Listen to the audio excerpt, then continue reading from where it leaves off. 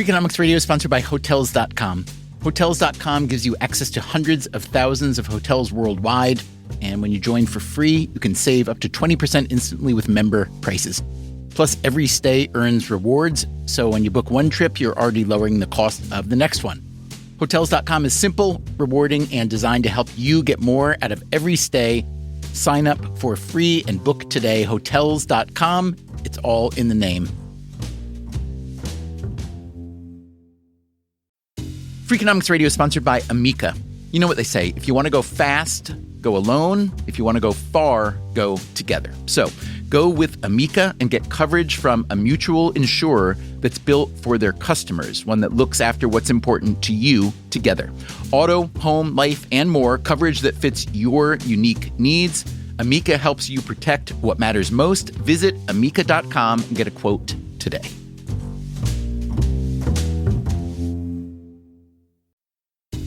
Freakonomics Radio is sponsored by Mint Mobile. Ditch overpriced wireless with Mint Mobile. Cut your wireless bill to $15 a month at mintmobile.com/freak. Upfront payment of $45 for 3 months, $90 for 6 months, or $180 for 12 months. Plan required, $15 per month equivalent. Taxes and fees extra, initial plan term only. Greater than 50 gigabytes may slow when network is busy, includes up to 20 gigabytes hotspot. Capable device required. Availability, speed, and coverage varies. See mintmobile.com.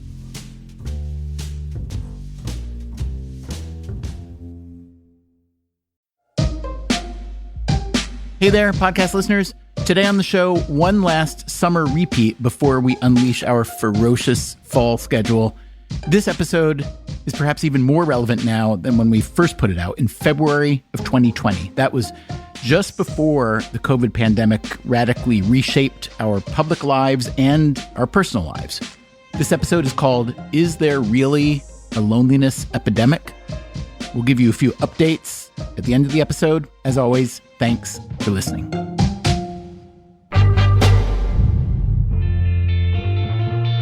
So, Eric, when you read an article that says, more than half of all Americans say they regularly experience X emotion, or only 12% of Americans feel such and such, what is that experience like for you as a sociologist? Right. So about half the time I think, wow, that's pretty interesting. And about half the time I'm pulling out my hair thinking, no, don't say that. Eric Kleinenberg is a professor of sociology at New York University. Unfortunately, what I find is that journalistic reporting will use survey data when it's useful for the story, and they kind of don't care that much about whether the data underlying it is reliable. And what's wrong with survey data? A lot of survey data is based on a sample that's not really worth generalizing from. A lot of surveys ask questions that will work for a particular time and place, but might not work very well after that, which means you can get a snapshot of a moment in time, but not really a dynamic portrait of something over time. Would you like an example of how survey data gets used in the media? Okay, here's an example. A top doctor calls it a national health crisis, not obesity or heart disease. A condition that is so common, you actually may not think of it as a mental health problem. Loneliness. That's right, loneliness. People who struggle with loneliness end up living shorter lives, and they also are at an increased risk for heart disease, depression, dementia, anxiety, and a host of other conditions. And that is the top doctor who rang the alarm on what he calls the loneliness epidemic. My name is Vivek Murthy, and I was trained as an internal medicine physician. I recently served as Surgeon General of the United States. When we interviewed him for this episode, Murthy had recently served as Surgeon General in the Obama administration from 2014 to 2017, and now he is back in that role under President Biden. Murthy is also the author of a recent book about loneliness. It's called Together. Well, if you had told me several years ago that I would be talking about and thinking about loneliness, I would have said you were probably wrong. When he was Surgeon General under Obama, Murthy met with many people suffering from chronic illness and addiction. But I found that behind many of those stories were stories of a deeper emotional pain, and that pain was often manifest as loneliness. And I realized that there's something very important happening here, which is that people all across the world are experiencing a sense of disconnection from the people in their community, from the more abstract society that they're supposedly part of. I became curious about why that was, about what its consequences were for their health. These consequences are said to be dire, perhaps best evidenced by one jarring statistic that made its way through the media. Loneliness. It turns out it is a strong predictor of early death, maybe as much as alcoholism and smoking 15 cigarettes. 15 cigarettes. 15 cigarettes a day. Today on Freakonomics Radio, how real is the loneliness epidemic, and is it really that risky? Are there any upsides to loneliness? And are there any solutions to it? That's coming up right after this.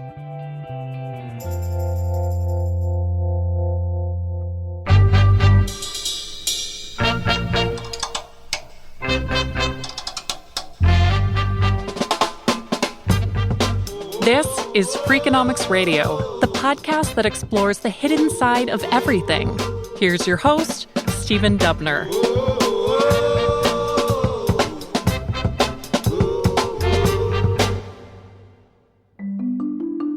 Tracy Crouch is a member of parliament in the UK. I've been an MP since 2010. And also, I was formerly the world's first loneliness minister. Why did the UK feel compelled to have a loneliness minister?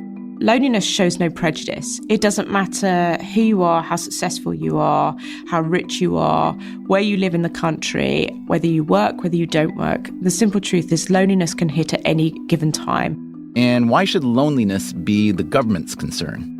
Because it's actually something that can have an enormous public health consequence. I think we are in loneliness where we were with mental health a decade ago. People didn't talk about poor mental health, whereas now we are removing the stigma around mental health, and that means that we can tackle some of the issues relating to mental health. And that was very much the same with loneliness. It's about removing the stigma of being lonely and thinking, well, how can we ensure that people stay connected to society? The very idea of a loneliness minister struck some people as comical.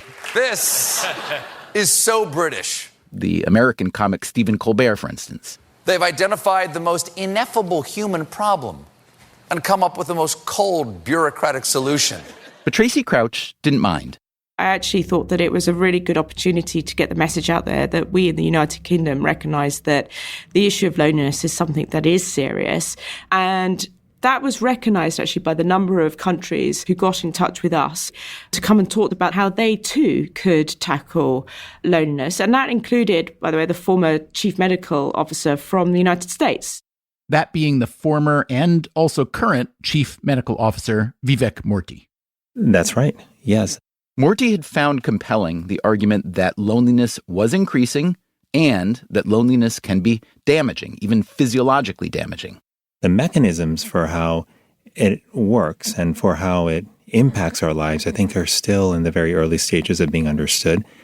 And so we have a lot of data that shows strong associations between loneliness and health outcomes, including shortened lifespans and conditions like heart disease. What we have far less of are the kind of studies that, beyond the shadow of a doubt, prove causation. But when stories about loneliness hit the media, that doubt tends to be glossed over. Consider the much-reported story equating loneliness and smoking. Researchers say suffering through it can be as lethal as smoking 15 cigarettes a day. That statistic is often cited, so let me give you a little background of where that came from. That is Julianne Holt-Lundstad. And I am a professor of psychology and neuroscience at Brigham Young University. Holt-Lundstad was a lead author of a 2010 paper where that 15 cigarettes a day comparison came from. She and her co-authors did what's called a meta-analysis, rolling up nearly 150 earlier studies that covered more than 300,000 research subjects. And so this meta-analysis really wanted to look at the overall effect of being socially connected or lacking social connections on overall risk for premature mortality. Some measures of social connection are objective. Marital status, for instance, or network size, or whether you live alone. And others are more subjective, like feelings of loneliness. Yeah, so it's good to define loneliness up front because I think it's used very loosely and can often be used interchangeably with social isolation and other related terms. So how does her field define loneliness?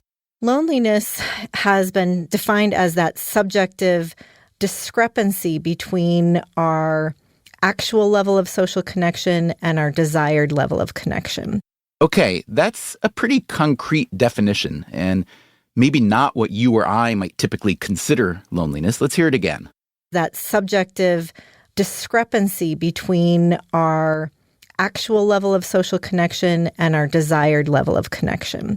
With that definition, you can see why loneliness may have spiked lately. With the rise of social media, it's easier than ever to see other people doing things that you'd like to be doing, being with people you'd like to be with. But it's also important to note the difference between loneliness and social isolation. And so someone could be objectively isolated and feel lonely, but it's also possible that you could be objectively isolated and not feel lonely. So you may take pleasure in that solitude. And conversely, someone may have many people around them and yet still feel profoundly lonely.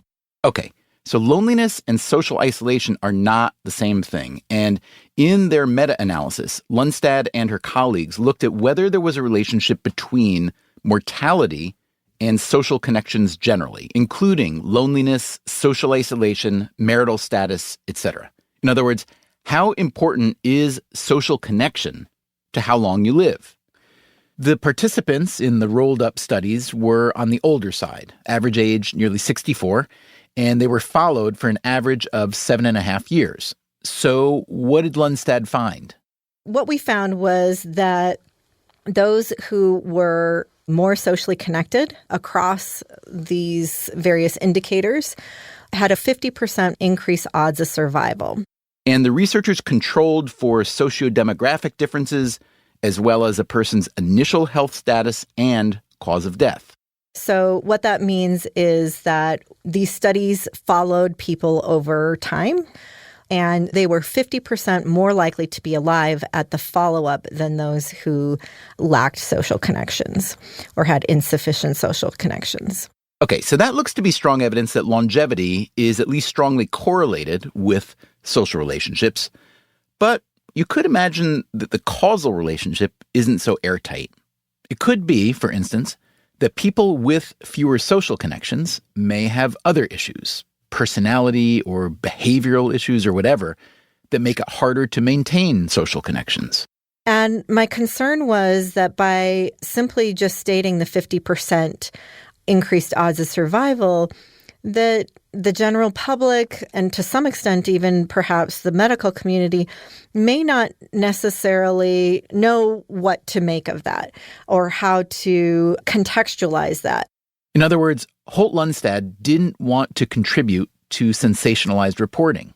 We are constantly bombarded with the latest health findings, and it's hard to know what to take seriously and what not to take seriously. But she also didn't want her research finding to get lost. So she and her colleagues tried to draw specific numerical parallels between the risk of low social connectivity and more common physiological risks. Things like alcohol consumption, obesity, air pollution, and smoking. Judging by the media's response to the 15 cigarettes a day comparison, the message got through, but the nuance was lost. Oftentimes people will say that loneliness has a greater risk than smoking up to 15 cigarettes per day. And of course, loneliness was one of the indicators, but it wasn't the only indicator. Remember, the researchers looked at a whole basket of social connections, all of which, by the way, can be measured more tangibly than loneliness. But in the media reports, it was loneliness that stood out. Now, this doesn't necessarily mean that loneliness doesn't create health risks. So how can you tell? Let's start by asking a different question. Where does loneliness come from? So the late John Cacioppo argued that loneliness is a biological drive. Cacioppo was one of the founders of a field called social neuroscience. Much like hunger and thirst are biological drives.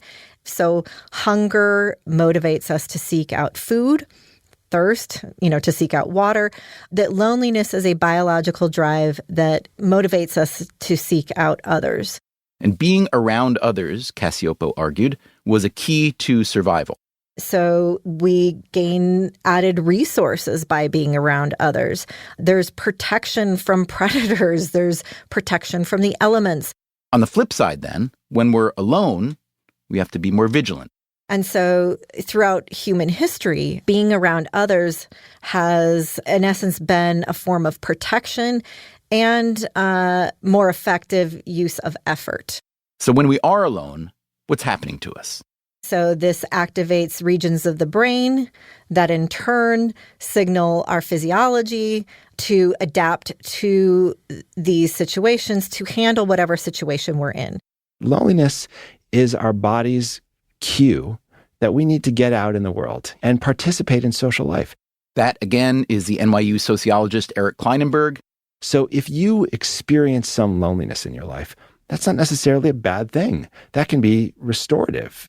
And it's not something we necessarily want to eliminate because loneliness is what motivates us to reconnect socially.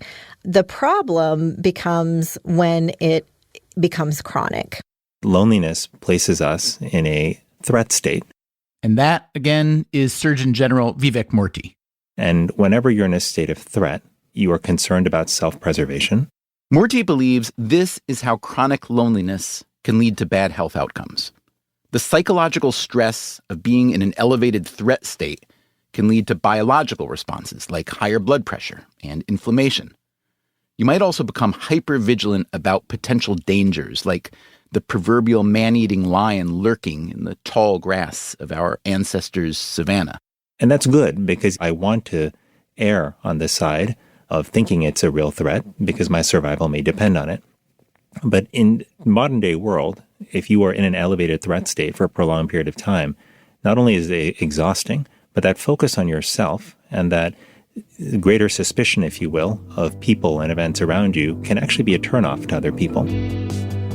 It was Murthy who, as far as we can tell, first called loneliness an epidemic back in 2017, which would seem to imply that the threat is not only large, but growing quickly. We don't exactly know how quickly loneliness is growing, but what we do know is that multiple studies have shown that loneliness is incredibly common. So, for example, if you look at a study that was published by The Economist a couple of years ago, they would peg the percentage of adults in the United States who are struggling with loneliness as above 20%. The UK is in a similar range, between 20 to 25%. The number of people struggling with loneliness in the United States is in fact greater than the number of adults who have diabetes. It's greater than the number of people who smoke. For this reason, I think it's worth investing more in understanding in greater depth the consequences of loneliness, who's at greatest risk of loneliness, and most importantly, what we can do to address it. Coming up after the break, yes, let's look into what can be done to address loneliness, but let's also try to figure out if loneliness is really as common as we think. You're listening to Freakonomics Radio. I'm Stephen Dubner. We'll be right back.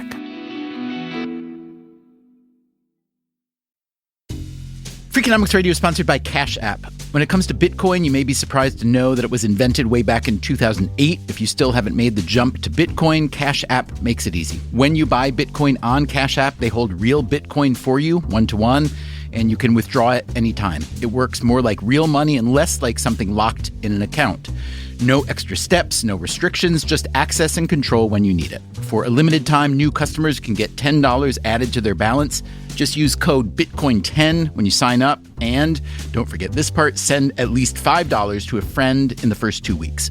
Terms apply. Cash App is a financial services platform, not a bank. Banking services provided by Cash App's bank partners. Bitcoin services provided by Block Incorporated brand. For additional information, see the Bitcoin disclosures at cash.app/legal/podcast.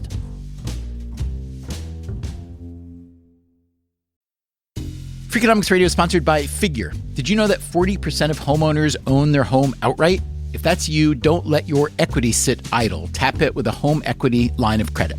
Figure, the #1 non-bank HELOC lender in the U.S., helps tap equity you've built in your home so you can do things like tackle a renovation or pay down debt.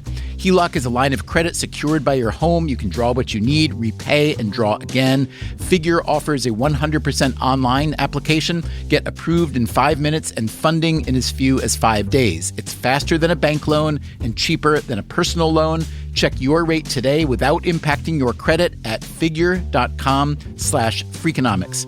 This post is sponsored by Figure, NMLS ID 1717824. Figure is an equal housing lender. For more information about their licensing, visit nmlsconsumeraccess.org. Figure's HELOC is subject to credit approval and terms apply. Freakonomics Radio is sponsored by Square, the business platform that helps sellers become neighborhood favorites. No matter if you're selling 3D printed art or running a design studio, Square helps you run your business without running yourself into the ground. Square was made to work on the go, so you can sell wherever your customers are. With Square, you can track sales, manage inventory, and access reports in real time, whether you're in the shop, on the go, or running things solo. Square supports every major payment method, including tap to pay, and offers instant access to your earnings through Square Checking. Sellers save an average of 44 hours per month by skipping bank transfer delays. With Square, you get all the tools to run your business with none of the contracts or complexity. And why wait? Right now, you can get up to $200 off Square hardware at square.com/go/Freakonomics. That's SQUARE.com/GO/Freakonomics. Run your business smarter with Square. Get started today.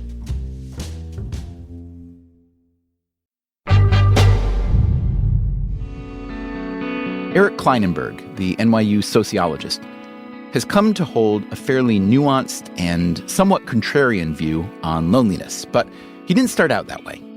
The story begins in 1995 in Chicago after a terrible heat wave. 739 people died.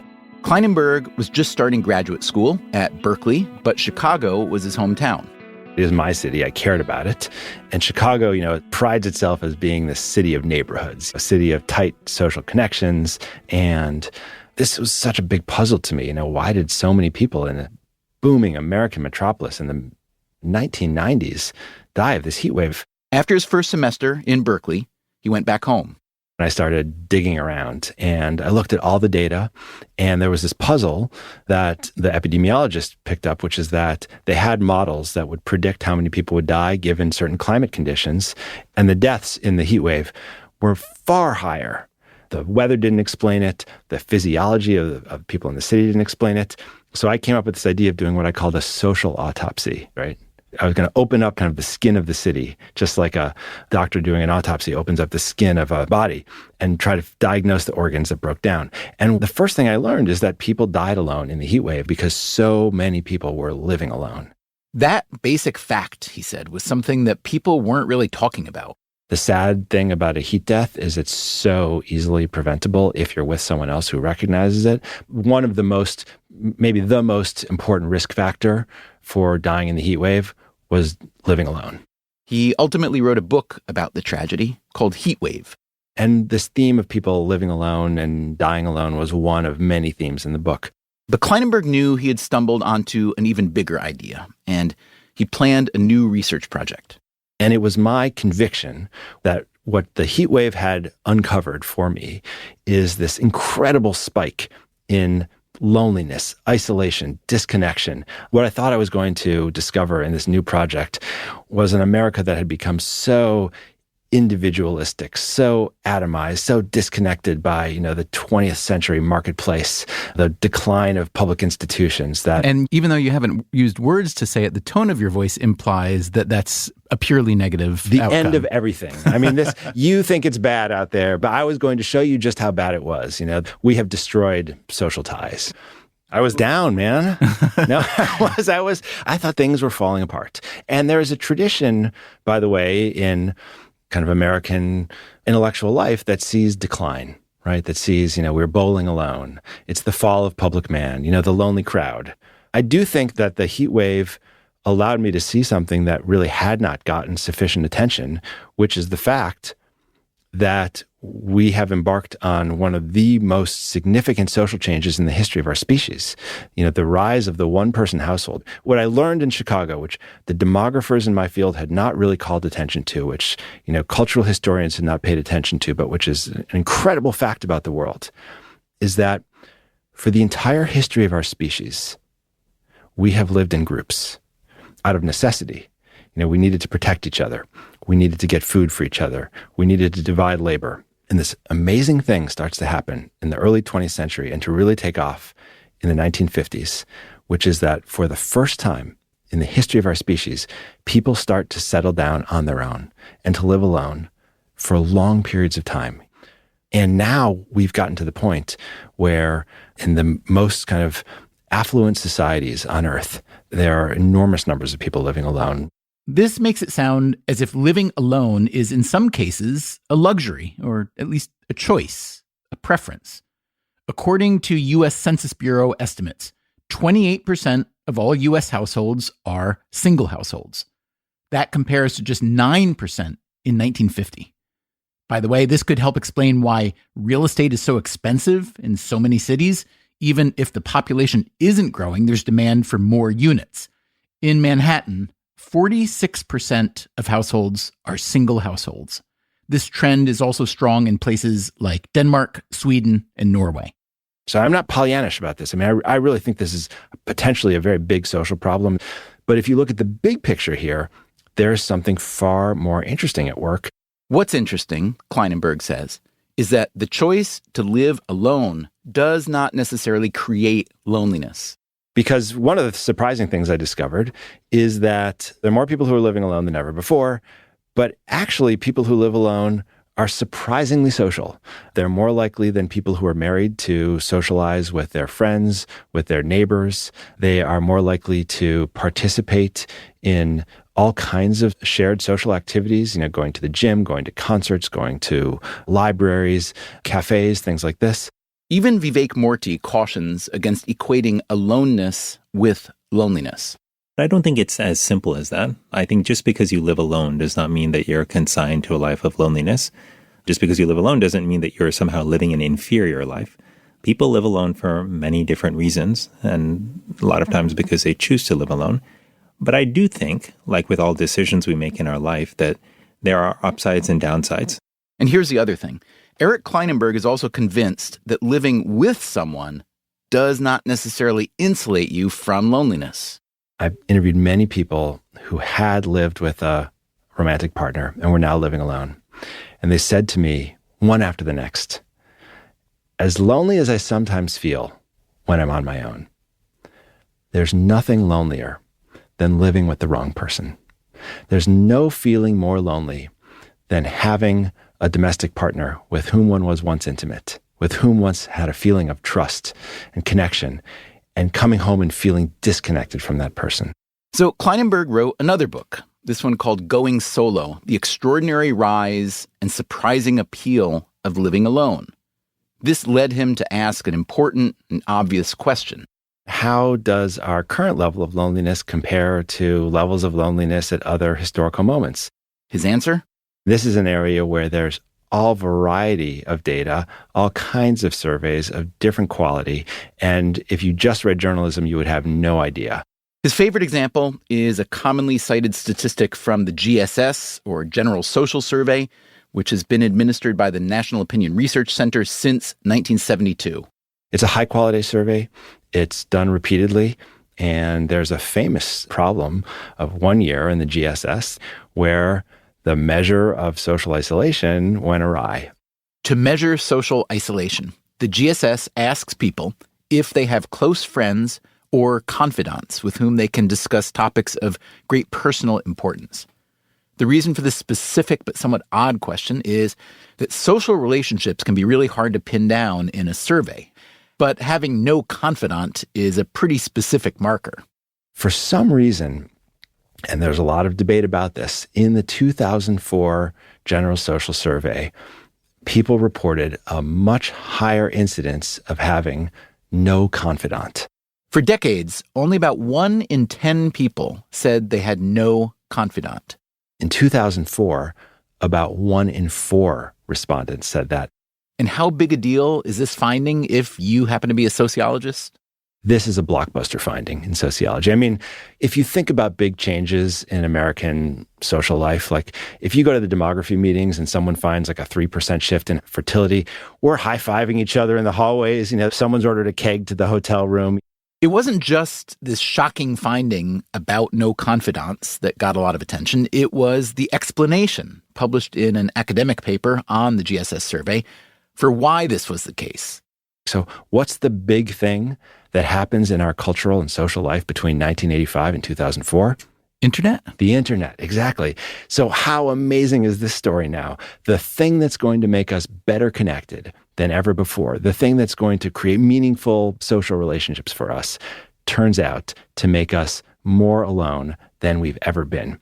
My favorite thing about the internet is that it is the single best thing to blame anything on. That's right. And it's such a big part of the story of why we're all talking about isolation and loneliness these days.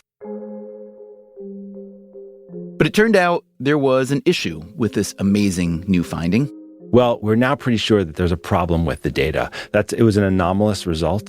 Some of the GSS survey data had been miscoded. Many answers that went into the no confidant column should have actually gone into the decline to answer column.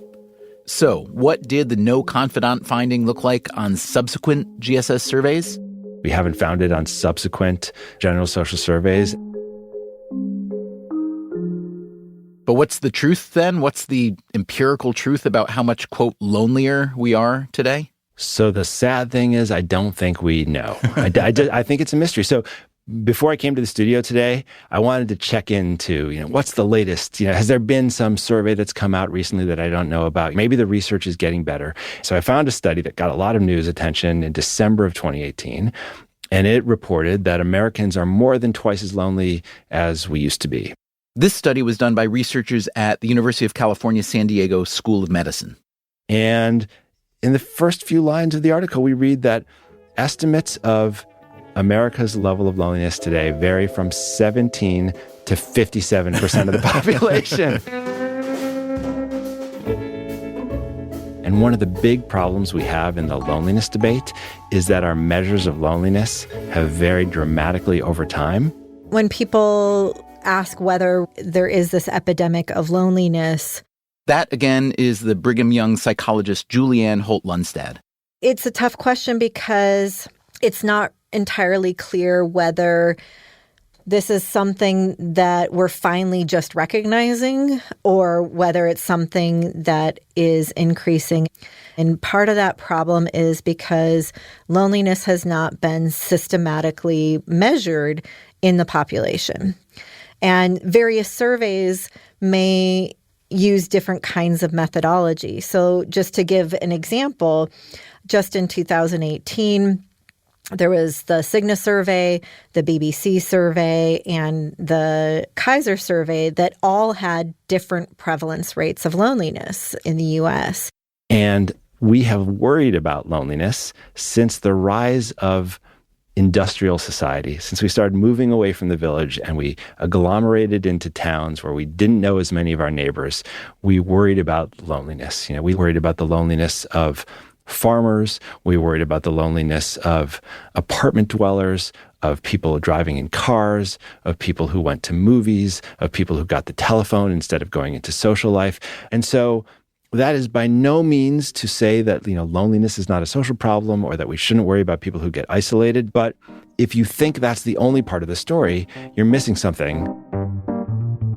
I think it's safe to say we have been missing something, especially if we get most of our loneliness news from breathless TV reports and bombastic headlines. But still, even if loneliness isn't growing, as some people suspect it is, even if loneliness is not as damaging as some people believe it is, the fact remains that loneliness, while it may be a useful biological signal, loneliness can also be hurtful. Unwanted social isolation cannot be a good thing. So, let's hear about some solutions. Anyone have any good ideas? Number one, it turns out, is that service, serving other people, is a powerful backdoor, if you will, out of loneliness. That's the Surgeon General Vivek Murthy. And one of the things that's powerful about service is that it shifts the focus away from you and on to other people. And it also reaffirms for you that you have value to give and to share with the world.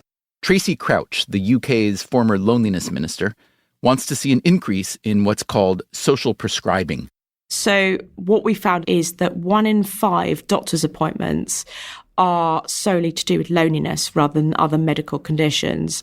So we started using social prescribing in the UK for a whole variety of things, for example, with obesity. So rather than just prescribing people pills that would hopefully suppress appetite, we'd actually get them to do walking clubs or, light sporting activities. And so now we've rolled out social prescribing. We have link workers in our doctor surgeries that can have a whole list of organisations locally that people can get involved with to effectively try and make sure that they remain connected in society.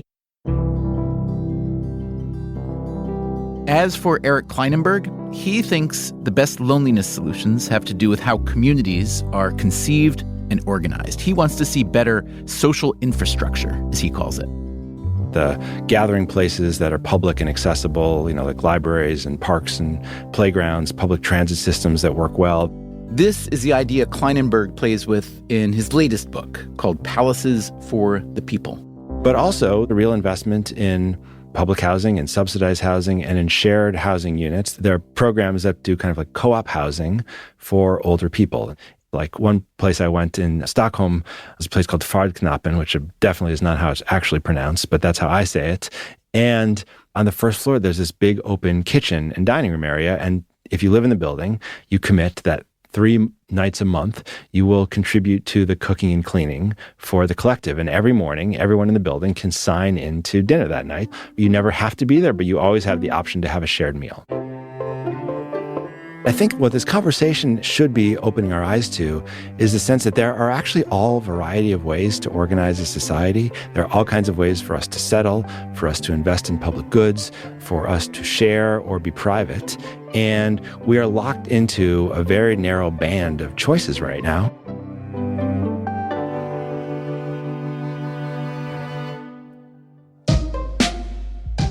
That, again, was episode number 407, Is There Really a Loneliness Epidemic? First published in early 2020.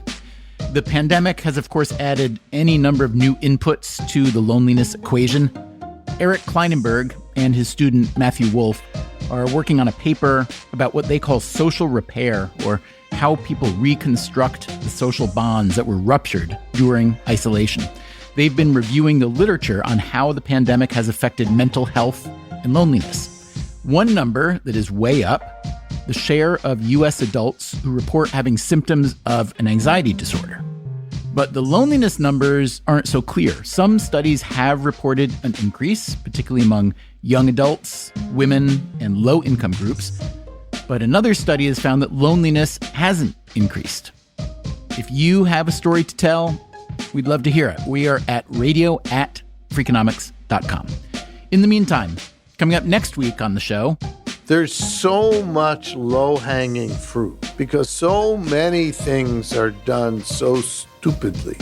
The economist Richard Thaler won a Nobel Prize for showing the world how to nudge itself toward a better future.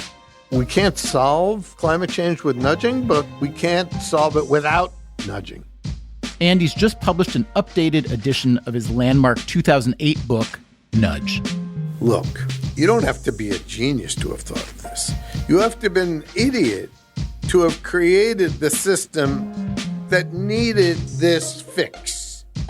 It's back to school season, and the syllabus opens with our latest installment of the Freakonomics Radio Book Club. Richard Thaler on Nudge and much more. Touchy? You call me touchy? That's next time on Freakonomics Radio. Until then, take care of yourself, and if you can, someone else too. Freakonomics Radio is produced by Stitcher and Renbud Radio. We can be reached at radio@freakonomics.com. Please check out the other podcasts in the Freakonomics Radio network. No Stupid Questions, People I Mostly Admire, and Freakonomics MD.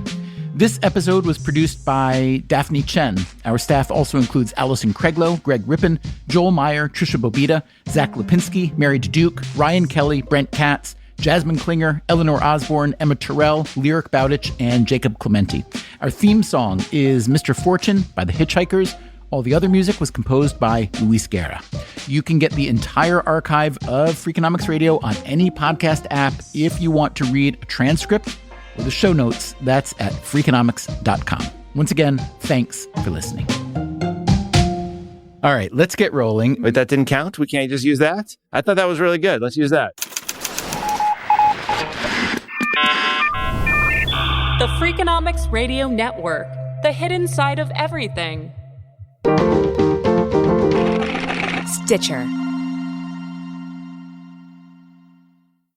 This podcast is sponsored by Made In Cookware. Made In partners with multi-generational artisans and some of the world's best chefs to create professional quality cookware, knives, and kitchen tools. Their products are trusted in Michelin-starred restaurants worldwide and designed to perform just as well in your kitchen. From 5-ply stainless clad to carbon steel, every piece is built to last and made to actually make you a better cook. Discover award-winning cookware at madeincookware.com.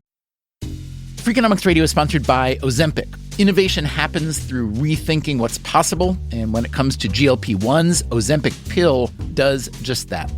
Learn more about Ozempic semaglutide tablets, 4 and 9 milligrams, by calling 1-833-OZEMPIC or visit Ozempic.com to view the medication guide and ask your doctor what's possible with FDA-approved Ozempic pill.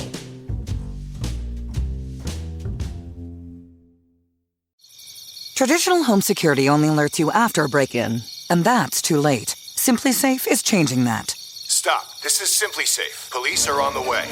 We don't just alert, we stop crime before it starts. SimpliSafe, plan starting around $1 a day. Save 50% on your new system with professional monitoring at simplisafe.com/SXM or with promo code SXM. Outdoor deterrence requires a SimpliSafe Active Guard outdoor protection plan starting at $49.99 a month. Visit simplisafe.com/licenses for alarm license information. Tennessee 2012.